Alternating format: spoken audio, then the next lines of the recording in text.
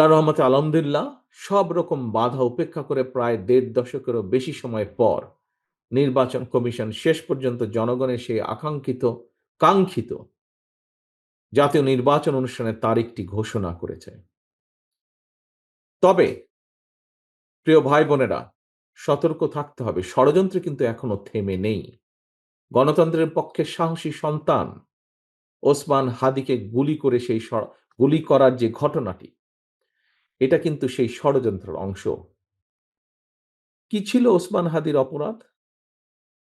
একজন রাজনৈতিক কর্মী হিসাবে আমার মনে যে প্রশ্নগুলি দেখা দিয়েছে, এই কয়েকটি প্রশ্নের জবাবের মধ্যেই আমার মনে হয় গণতান্ত্রিক জনগণের সামনেও এই যে এই ঘাতকদের চরিত্র স্পষ্ট হয়ে উঠবে। আমার মনে হয় একজন রাজনৈতিক কর্মী হিসাবে যেই প্রশ্নগুলো দেখা দিয়েছে, ১, বর্তমান অন্তর্বর্তীকালীন সরকার বা সরকারকে যদি ব্যর্থ করা যায়, কারা তাহলে খুশি হবে? ২, নির্বাচন ছাড়াই বর্তমান অন্তর্বর্তীকালীন সরকারকে বহাল রাখা গেলে কারা লাভবান হবে? ৩, দেশে জনগণের ভোটে জনগণের সরকার প্রতিষ্ঠিত না হলে কাদের লাভ? প্রিয় ভাই বোনেরা, আমি বিশ্বাস করি এসব প্রশ্নের জবাবের মধ্যেই হাদির ঘাতকেরা লুকিয়ে রয়েছে। স্বাধীনতা প্রিয় গণতান্ত্রিকামী জনগণের শত্রুরা ঘাপটি মেরে রয়েছে এইসব প্রশ্নের ভেতর। প্রিয় ভাই বোনেরা, সম্মানিত উপস্থিতিবৃন্দ, প্রিয় নেতৃবৃন্দ, আমি বিজয় দিবসের এই গৌরবজনক সময় দৃঢ়ভাবে বলতে চাই, যারা স্বাধীনতা প্রিয় গণতান্ত্রিকামী জনগণকে ভয় দেখাতে চায়, তারা অবশ্যই ব্যর্থ হবে ইনশাআল্লাহ। ভয়ের কোনো কারণ নেই। মানুষের জয় পরাজয়, জীবন মৃত্যু সবকিছু আল্লাহর হাতে নির্ধারিত। সুতরাং আল্লাহর উপরে ভরসা রেখে আমরা সকলে যদি ঐক্যবদ্ধভাবে জনগণের অধিকার প্রতিষ্ঠার মিছিল এগিয়ে নিয়ে যেতে থাকি, ইনশাআল্লাহ ষড়যন্ত্রকারীরা অবশ্যই পিছু হটতে বাধ্য হবে। ১৯৭১ সালে প্রমাণিত হয়েছে, ২০২৪ সালে প্রমাণিত হয়েছে, ১৯৭৫ সালের ৭ই নভেম্বর ৯০ এ স্বৈরাচার বিরোধী আন্দোলন, প্রতিটি আন্দোলন সংগ্রামে প্রমাণিত হয়েছে, জনগণ ঐক্যবদ্ধ থাকলে জনতার বিজয় কেউ ঠেকিয়ে রাখতে পারে না। আমি দৃঢ় কণ্ঠে বলতে চাই, নির্ধারিত সময়ে নির্বাচন ইনশাআল্লাহ অনুষ্ঠিত হবে। আসন্ন নির্বাচনকে সামনে রেখে গ্রামে গঞ্জে, শহরে বন্দরে, নগরে, বাজারে মহল্লায়, অলিগলিতে, রাজপথে জনগণের নিজেদের অধিকার প্রতিষ্ঠার এই নির্বাচনে মিছিলে আমিও আপনাদের সঙ্গে থাকবো ইনশাআল্লাহ। প্রিয় ভাই বোনেরা, আসন্ন জাতীয় নির্বাচন কিন্তু কেবলমাত্র একটি এক্সপেরিমেন্ট বা এক্সপেরিয়েন্স অর্জনের নির্বাচন নয়।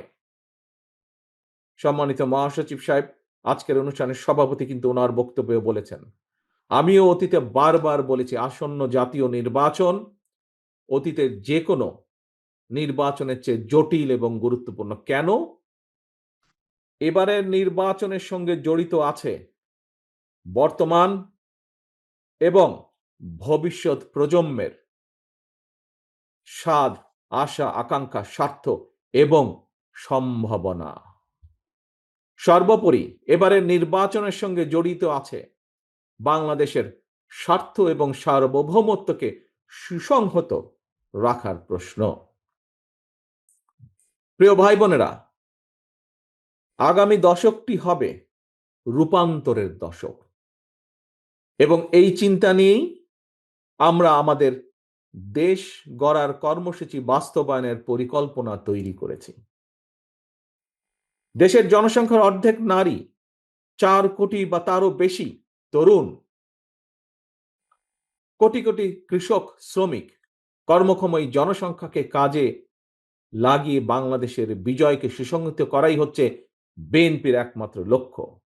একটি স্বনির্ভর সমৃদ্ধ বাংলাদেশ গড়ে তোলার মাধ্যমেই আমরা আমাদের আগামীর প্রতিটি বিজয় দিবসকে আরো গৌরবান্বিত এবং আরো অর্থবহ করে গড়ে তুলতে চাই। মহান বিজয় দিবসের এই প্রাক্কালে আমি দল, মত, ধর্ম, বর্ণ নির্বিশেষে কৃষিজীবী, শ্রমজীবী, পেশাজীবী, শিল্পী, সাহিত্যিক, শিক্ষক, সাংবাদিক, বুদ্ধিজীবী,